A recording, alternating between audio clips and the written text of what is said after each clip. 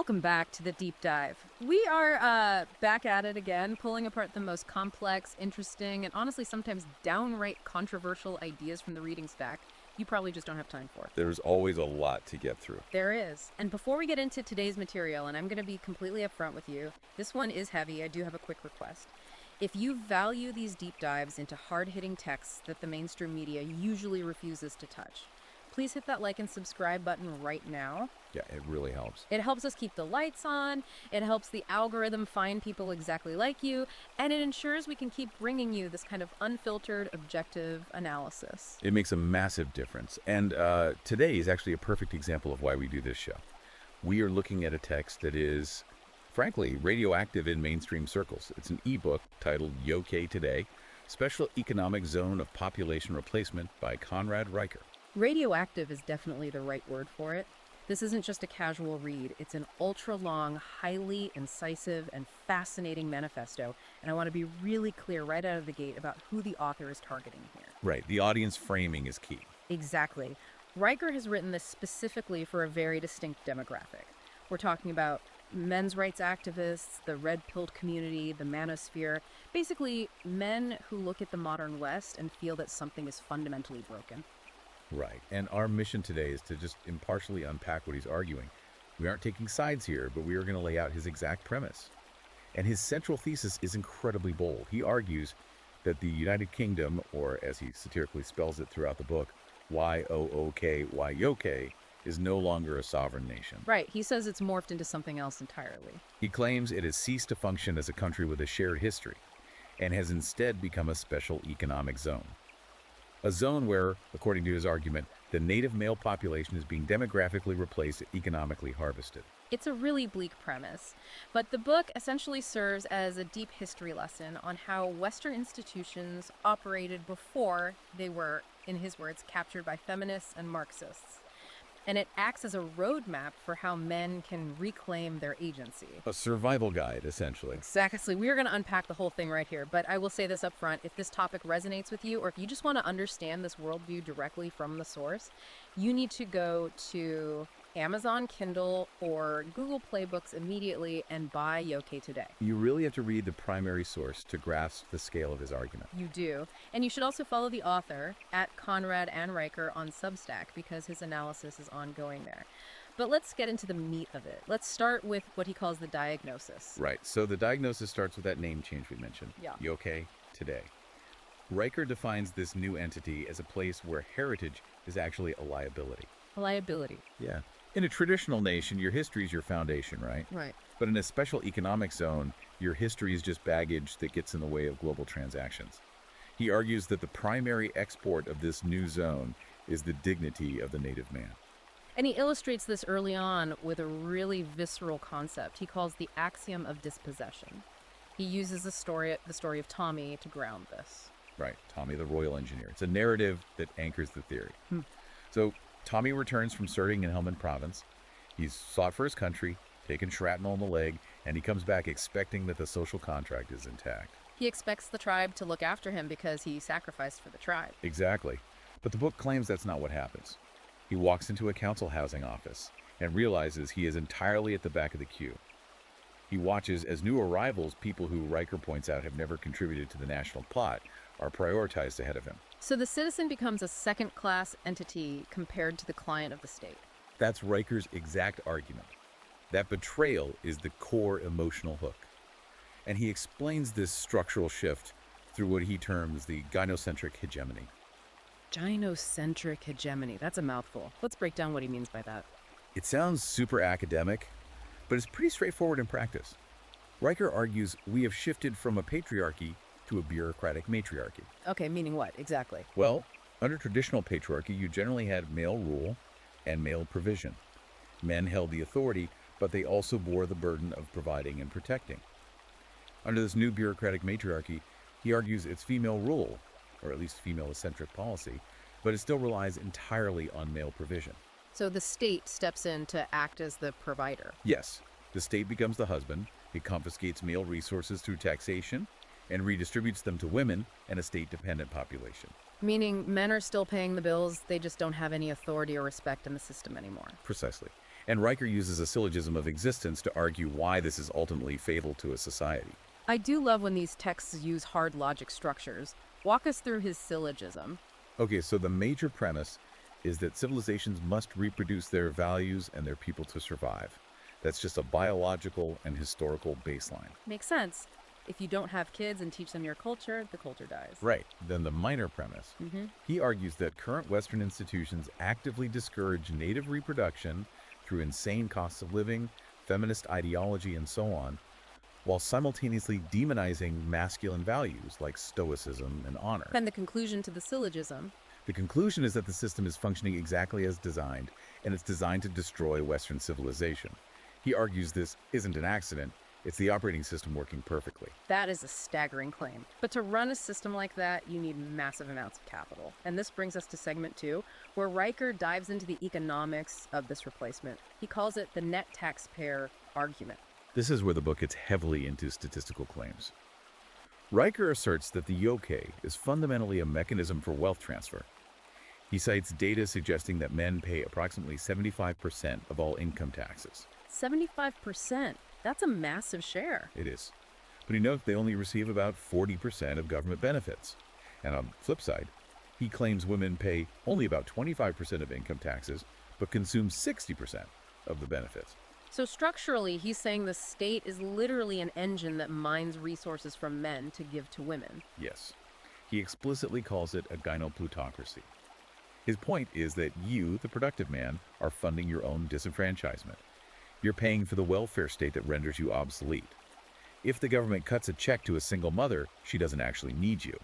So he refers to men as beasts of burden in this economic zone. Exactly. And he ties this massive economic engine directly to migration. He talks about the Great Replacement Protocol. Now, I know that phrase is highly charged, but we need to look at how he frames it in the text. How does he justify that protocol? He frames it as a cold economic necessity for the ruling class. He points to demographic shifts, like London going from 60% white British in 1991 to a minority by 2021. Right.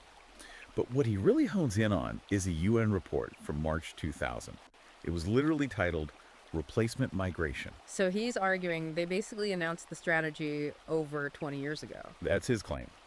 Because the native population stopped having kids, partly due to the economic pressures we just mentioned. The system needs an endless supply of new bodies to keep the GDP Ponzi scheme afloat. He actually compares this directly to the fall of Rome. Ah, the barbarian mercenaries. Yes, Rome stopped training its own citizens to fight. They lost their martial spirit, so they hired imported labor to do the hard work. Riker argues the Yokai is importing labor because the native male has been demoralized, taxed into oblivion, and told his very nature is toxic. And he connects this back to Tommy the Veteran with the hotel asylum concept. He does. He contrasts migrants being housed in luxury hotels while native veterans sleep rough on the streets. He calls this weaponized empathy. Weaponized empathy. Right. The system demands you show endless empathy for the stranger, the other, while showing zero loyalty to your own people. It prioritizes international optics over local duty. Okay, so we have the economic extraction and the demographic shifts. But for society to accept this, the culture has to change first. How did they pull that off? Riker attributes this to the long march through the institutions. Right, the old Gramsci concept, the Frankfurt School. Exactly. The realization by 20th century Marxists that you cannot conquer the West with traditional armies. You have to capture the culture from the inside. The slow infiltration. You capture the universities, the media like the BBC, the corporate HR departments. Riker argues these have been successfully transformed into indoctrination camps. And the primary weapon they used was what he calls the erasure of logos. Logos meaning logic, reason, objective truth. Yes, he argues they systematically removed logic, classical rhetoric, and the Western canon, your Shakespeare, Chaucer, Milton from education, because those things teach you how to think objectively. And what did they replace it with? Grievance studies and lived experience. Riker points out that if you remove a population's ability to think critically, they can only react emotionally. They become easy to control. He illustrates this with the story of Mr. Sterling in the book. Yeah, Mr. Sterling is a really tragic example in the text. He's a history teacher who essentially gets fired for being competent. He refused to teach the approved narrative of shame, the idea that the British Empire was exclusively evil. He tried to teach objective history. Right, he taught context and balance. But in a system built on grievance, Riker argues that objective truth is treated as a hate crime. So Sterling was purged. And the people doing the purging are usually in human resources. Riker has a very specific term for HR, doesn't he? He calls them the Gnostic KGB, or the New Inquisition. He asserts that modern HR departments act as ideological filters, specifically designed to screen out high testosterone, independent-minded men. Because those men question things. Exactly. The system wants compliance, not excellence, which leads into what he calls the epistemology of the void. This is his critique of modern gender ideology. He sees that as the final breaking point for truth. Right? Yes, the ultimate rejection of the law of identity, the idea that A is A. He argues that if a society is forced to agree that biological reality doesn't exist, that a man isn't a man, then truth becomes entirely subjective. He points to the medical establishment for this. He does. He uses the Cass Review and the scandal surrounding the closing of the Tavistock Clinic as proof that even medicine was captured by ideology, sacrificing children to political correctness. It's a full-spectrum institutional capture, but Riker also gets deeply into the personal sphere, the dating market. He calls this sexual market decoupling. And this is where the book really speaks directly to the manosphere and red pill audiences. Riker pulls in that infamous OkCupid data set. Oh, the attractiveness rating. Yes, the data showing that women on the platform rated roughly 80% of men as below average in attractiveness. Which is mathematically impossible on a normal distribution curve. Completely illogical. But Riker argues that in a gynocentric system, hypergamy, the female instinct to marry up, goes into absolute overdrive. He uses the term cock carousel to describe this dynamic. Explain how that works in his model. Because the state acts as the ultimate safety net, providing housing and child support. Women no longer need an average beta male provider for survival. They can bypass the middle of the pack entirely. Exactly. They can share the top tier of alpha males without needing commitment because the state underwrites the risk. And where does that leave the other 80% of men? Isolated. Riker posits this is the root of the massive male loneliness epidemic and the incel phenomenon. He says it's a rigged market where the traditional social technologies that enforce monogamy have been intentionally dismantled. And even if you do navigate that market and get married, he argues the legal system is waiting for you if things go wrong, the matriarchal legal apparatus. This is a really dark section of the book. He highlights the story of Steve Bedzer, a father who was completely denied access to his children, even after passing lie detector tests regarding the allegations made against him. Riker uses that to argue that due process is basically dead for men in family court. He says the default position is believe all women, which strips men of legal presumption of innocence. He also cites sentencing disparities. What are the numbers there? He claims data shows men receive 60% longer prison sentences than women for committing the exact same crimes. The system, he argues, views male life as inherently disposable, while female life has intrinsic value. And this ties into a really intense framing he uses around abortion, doesn't it? The sacrament of slaughter. Yes, that's a key part of his legal and moral critique. He calls it the sacrament of slaughter. Riker frames abortion not as a healthcare issue, but as an accessory of demographic suicide. He argues the state protects this fiercely because it further decouples sex from family formation, reinforcing the state's power over the individual.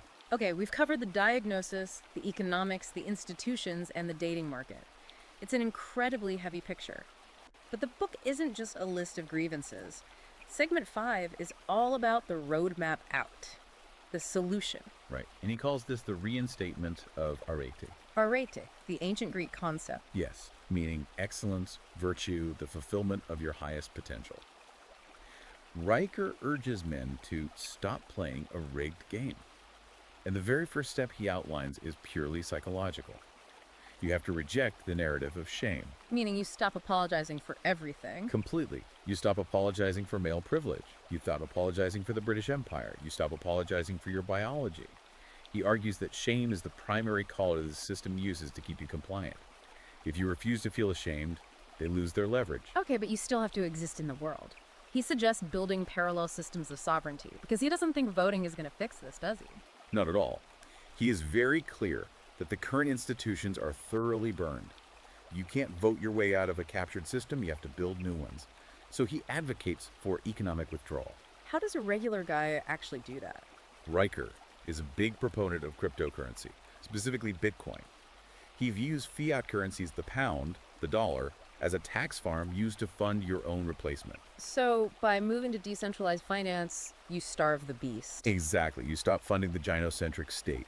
Alongside that, he promotes monk mode. Monk mode. That's a popular concept online right now. It is. In Riker's framework, monk mode means intentionally starving the OnlyFans economy. He views modern porn and digital simping as weaponized dopamine addictions designed to keep men docile and weak, Reclaiming your focus. reclaiming your biological vitality and your resources. You stop giving your attention to false intimacy and channel it into real-world competence. Well, you can't survive completely alone. He talks about forming Dunbar tribes. Right, based on Dunbar's number, the anthropological theory that humans can only maintain about 150 stable relationships. So, keeping your circle tight? Tight, capable, and bound by oaths. Riker envisions these tribes as mutual defense networks. His premise is that since the state police won't protect you or might actively target you, you need a localized brotherhood that has your back. A modern band of brothers. And what about families? What about the next generation? He pushes hard for alternative education. He basically says, pull your sons out of state schools immediately, homeschool them, or form what he calls logic clubs, much like the fire teacher Mr. Sterling tries to do in the book. You have to inoculate young men against state indoctrination. And all of these parallel structures are meant to build towards his ultimate vision, which he calls the New Jerusalem. Yes, a techno-meritocracy, a manosphere Jerusalem built entirely on logic, stoicism, and biological reality. It sounds a bit like accelerationism. He calls it accelerationism light. He isn't telling people to go out and burn the system down. He's saying, let it burn itself down. Because a system that consumes more than it produces, that actively attacks its own foundations, is mathematically unsustainable. It will collapse under its own weight. Exactly. So the goal of the Dunbar tribes and the New Jerusalem is to build a lifeboat, so that when the Yookay finally sinks, there are capable men ready to rebuild from the ashes. Which brings us to the final and perhaps most provocative thought in the book, the Great Refusal. The Great Refusal is the ultimate power move for Riker. He argues true power isn't marching in the street where the state can easily arrest you. True power is the total withdrawal of consent. It's walking away. You withdraw your labor, your taxes where legally possible, your attention, and your validation. You turn your back on the decaying system and you face your brothers. It is a radical, comprehensive, and frankly mind-bending strategy. Riker treats this knowledge as radioactive for a reason. He claims that once you see the world through this specific lens, you can never unsee it. He frames it as a one-way trip, a restoration of the soul. For the men out there who feel lost, who feel like they're just beasts of burden in a system that hates them, this book is an attempt to hand them their dignity back.